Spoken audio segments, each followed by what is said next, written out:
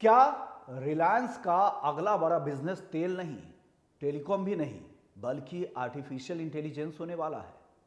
क्या जियो आईपीओ सिर्फ एक आईपीओ नहीं, बल्कि रिलायंस के अगले दशक की शुरुआत है? और क्या मुकेश अंबानी भारत की सबसे बड़ी एआई डेटा सेंटर और क्लीन एनर्जी कंपनी बनाने की तैयारी कर रहे हैं? अगर ऐसा होता है तो रिलायंस 3.0 इंडियन इकोनॉमी का चेहरा बदल सकता है। रिलायंस की कहानी को 3 हिस्सों में देखना जरूरी है। टेक्सटाइल से शुरू होकर पेट्रोकेमिकल्स और रिफाइनिंग तक का सफर। जियो और रिटेल के जरिए भारत के डिजिटल और कंज्यूमर मार्केट पर कब्जा, और अब AI, data centre, digital infrastructure और क्लीन एनर्जी पर बड़ा दांव। कई लोग जियो आईपीओ को रिलायंस की मंजिल मान रहे हैं, लेकिन मुकेश अंबानी के लिए यह सिर्फ अगली यात्रा की शुरुआत है। जियो प्लेटफॉर्म्स ने आईपीओ के लिए दस्तावेज दाखिल कर दिए हैं और इसे भारत के सबसे बड़े आईपीओ में से एक माना जा रहा है। आईपीओ से मिलने वाली वैल्यू और कैपिटल का इस्तेमाल रिलायंस की नई टेक्नोलॉजी और उनके नए विजन को ग्रोथ देने में हो सकता है। असली दांव कंपनी का एआई पर है। दुनिया में आज सबसे बड़ा युद्ध तेल का नहीं, एआई इंफ्रास्ट्रक्चर का है।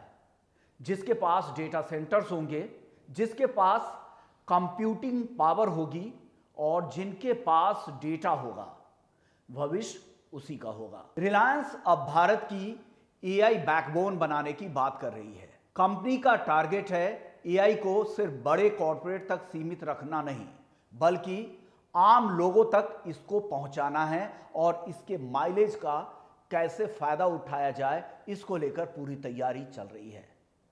रिलायंस ने अगले 7 सालों में एआई इंफ्रास्ट्रक्चर, डेटा सेंटर्स और रिन्यूएबल एनर्जी में तकरीबन 10 लाख करोड़ के इन्वेस्टमेंट की योजना बना ली है। जामनगर में बड़े एआई रेडी डेटा सेंटर्स बनाए जा रहे हैं और इन्हें चलाने के लिए रिलायंस अपनी रिन्यूएबल एनर्जी क्षमता का इस्तेमाल करना चाह रही है। एआई डेटा सेंटर्स बहुत ज्यादा बिजली खाते हैं।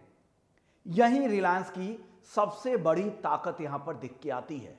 एक तरफ कंपनी सोलर, बैटरी और ग्रीन हाइड्रोजन पर काम कर रही है, तो दूसरी तरफ रिलायंस क्लीन एनर्जी उसके डेटा सेंटर्स को पावर दे सकती है। यानी एनर्जी और एआई को जोड़कर रिलायंस एक ऐसा मॉडल बनाना चाहती है जिसे कॉपी करना किसी के लिए आसान नहीं होगा। रिलायंस का लक्ष्य सिर्फ एआई एप्स बनाना नहीं दिखता। कंपनी एआई के पूरे इकोसिस्टम में मौजूद रहना चाहती है। और वो इकोसिस्टम क्या है? Data centres, connectivity, cloud infrastructure, AI platforms, consumer applications. यानी अगर एआई एक नई इंडस्ट्रियल रिवॉल्यूशन है, तो रिलायंस उसका इंफ्रास्ट्रक्चर पूरी तरह से कंट्रोल करना चाहता है, पूरी तरह से ये इकोसिस्टम खुद के हाथ में रखना चाहता है। हालांकि ये रास्ता उतना आसान नहीं है। एआई इंफ्रास्ट्रक्चर में भारी निवेश की जरूरत होती है। दुनिया भर में हम सभी जानते हैं कि माइक्रोसॉफ्ट, गूगल, अमेजॉन और मेटा जैसी कंपनियां अरबों डॉलर खर्च कर रही हैं।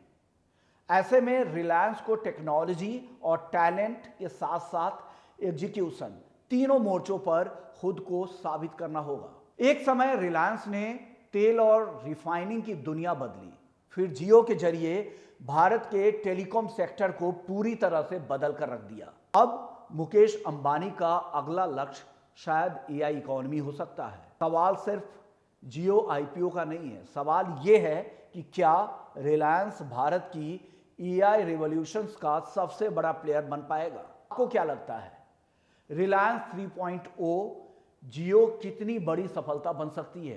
कमेंट करके अपनी राय जरूर बताइएगा।